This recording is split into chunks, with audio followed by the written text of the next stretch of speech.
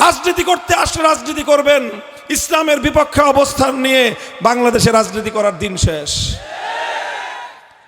যদি ইসলামের বিপক্ষে অবস্থান নিতে হয় অন্যদিকে চলে যান। আপা গেছে যেই পথে, আপনারাও চলে যান সেই পথে। সীমান্ত পাড়ি দিতে না পারলে বললেন, আমরা যে করে বেলাতে সীমান্ত পাড়ি করে দেব।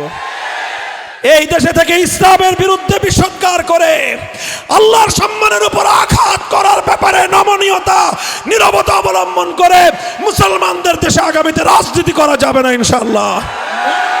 আবুল বাউলের বিপক্ষে যারা শাস্তির দাবি করেছে, যারা তার এই আল্লাহকে কটূক্তি করার বিরুদ্ধে প্রতিবাদ করেছে, তারা তাদের ঈমানি দায়িত্ব পালন করেছে। বাংলাদেশে বসবাস করে একজন ইমানদার ঈমানি দায়িত্ব পালন করতে পারবে না, মগের মুল্লুক আমরা বাংলাদেশ আমরা বেঁচে থাকতে বানাতে পারবেন না ইনশাআল্লাহ।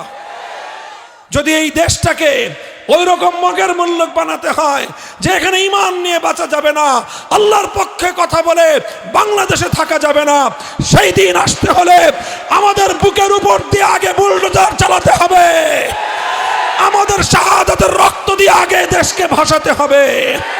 একজন ইমানদার জিন্দা থাকা অবস্থায় আল্লাহর ইজ্জতের প্রশ্নে কোন ধরনের এই ধরনের অকার্যকলাপ, ইসলাম বিরোধী অপতৎপরতা রাষ্ট্র প্রশাসন কারো পক্ষ থেকে আসলে নীরব থাকবো না আমরা।